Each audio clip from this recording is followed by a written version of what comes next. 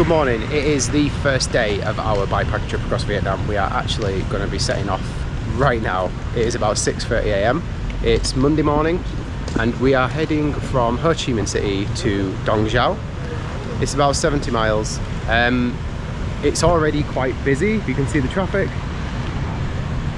A little bit nervous, not gonna lie. Never ridden anywhere like this. Last night I changed the route. So when I was at home, when I was planning the route, I thought, right, I don't want to be on busy roads. I want it to be as quiet as possible. So I picked lots of quieter streets. Now I've been here for a couple of days, I've realized that it's not actually the busyness of the streets that matters. It's the number of turns that you need to make. So I've altered the route so that now we just have to do a couple of turns and then it is straight pretty much all the way out of the city. So I'm hoping that it's going to be a little bit less chaotic if we're just always heading straight, but we'll see. That's also saved us about 4 miles and saved us sort of weaving through some of the busy areas in the city. So let's not make this intro too long, I guess. Let's just get going. I have no idea if I'm going to be able to film any B-roll at all because I'm going to be concentrating a lot on cycling.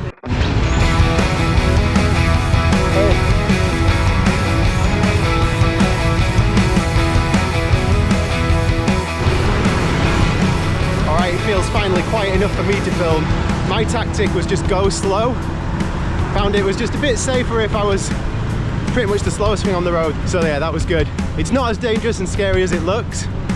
And also I found if I went slow, I ended up in these little pockets of peace between the clusters of traffic. But yeah, pretty mad. We're on some sort of massive road now, but we are leaving the city. It's like quite a big relief to be out, if I'm honest. But nowhere near as bad as I thought it'd be.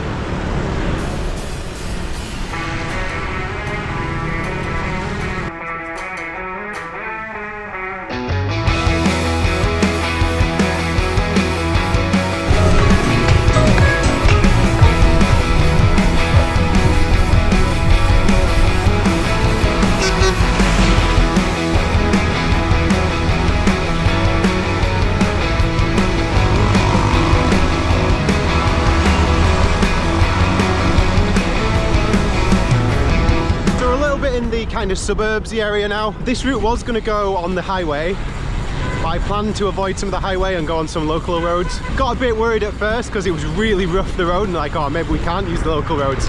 But it seems a shame just to stay on the highways all the time. Turns out it's a pretty good surface, even though it probably might look a bit manic. It's not too bad. It's way quieter as well. So yeah, it seems a good shout. Just going to be a bit more aware when like lorries and stuff want to overtake. We need to make sure we're single out because they ain't got another lane to go in here. My exposure light is apparently on the wrong way around the mount. It just flipped and fell off. So George is fixing that for me now. We have done like 22 miles-ish. And we've averaged 14 mile an hour, including getting out of the city, which I think that's really good. Which means that because we set off so early, hopefully we're going to get to where we're going, Dong Xoai, pretty quickly.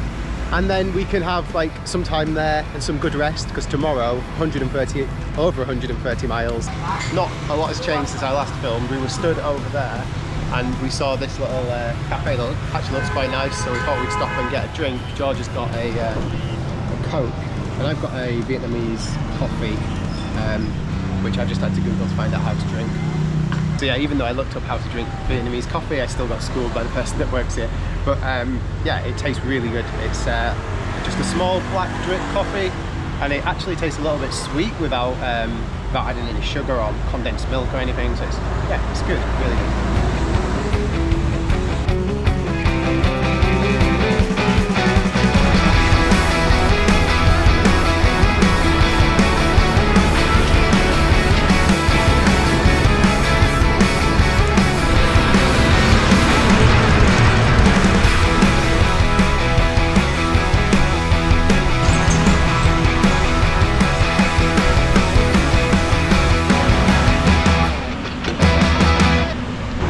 George has found somewhere for us to eat, which looks alright actually, even though it's really empty. But the people helped us order somewhat. We've just ordered some fried beef and some rice, and then we've got a couple of Pepsis as well. Hopefully it's okay. We turned off that motorway and then the road was really nice and yeah, pretty beautiful, cycling through all the greenery, but it got pretty busy, like loads of lorries and stuff. But we're carrying on. We're actually only about 30 miles away now from the hotel, and it is 10:30. So we're going to have a little look at the route and see if we can maybe move on a little bit further to cut into tomorrow's day, because tomorrow is so long. Here's the meal. We've got the beef and some rice.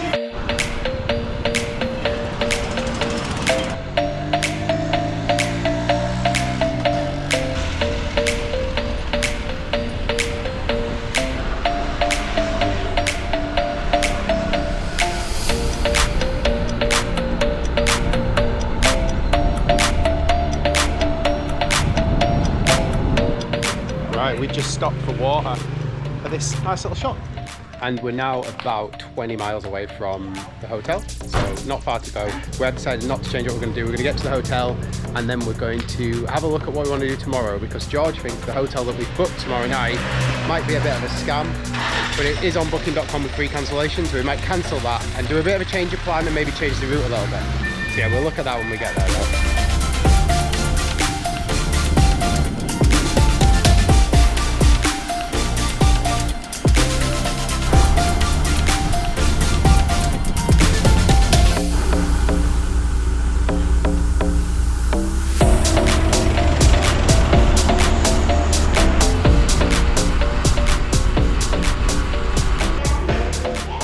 So we've had a bit of drama. They don't want us to put bikes in the room. They want us to leave them here in the open lobby, and they promise they'll be safe, which yeah, we're not going to go for that. So we've seen, because we've watched the Cade Media Vietnam movie, and we've seen that I think it was James in that said that it was because they're scared that the rooms are quite small, and they seem to be suggesting that as well. So George has gone upstairs to have a look at the room, and then he can come down, reassure them that it's big enough for us. If you watched our Pyrenees video and saw how big our room was in San Sebastian, it's pretty much impossible. It's going to be smaller than that. So it should be fine. So hopefully Ben will let us in. If they don't, we'll just find somewhere else. But yeah, day one of the trip, we're not taking any risks leaving it here, because you just know that in the morning you get up, the bike's not there, and they'll say, well, it's kind of not our fault.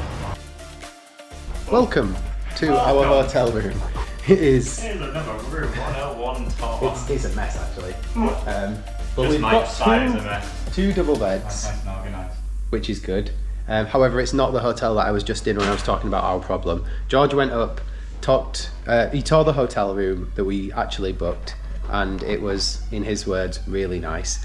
But no matter how much we talked to them and how much we threatened to leave, they wouldn't let us put the bikes in the room. The bikes it was worse than having to put them somewhere in storage. They just had to be in an open lobby with no like lock to the outside world, glass windows, and the promise that they will look after them. So we decided to look for a different hotel.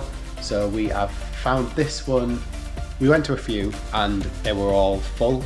But George found this one and they did have rooms, and we haven't got the bikes in the room, and this is all credit to him, he managed to negotiate that the bikes are downstairs in a room, and we have been given the key to that room and they are locked away.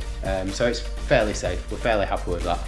So it's kind of a result. The room is really basic here, so it's not as posh as we were gonna get, but it doesn't really matter. We're gonna go out now anyway and do some planning for tomorrow, and we're just going to sleep here and leave probably pretty early, because whatever we do, it'll be a big day tomorrow. All right, we're just having something to eat. How's your food, George? Good. So yeah, George has got, well, he thought he ordered stir-fried rice, but it looks like it's some sort of stir-fried noodle dish with big noodles, and I've got this with like fine noodles. But yeah, it's pretty good. But yeah, we've done our planning for tomorrow. We've now got a plan in that we're going to do, instead of doing 130 miles tomorrow, which took us on this really like dodgy dirt track that we weren't sure about, we're going to do 115-ish miles tomorrow, and then again the day after. But then that means that we could stay in a city. It has added a bit of mileage on, sort of overall total mileage is a bit higher now, but hopefully it means we're going to be on good roads. So even though the miles are higher, the effort and time should be lower. So yeah, we'll catch you tomorrow.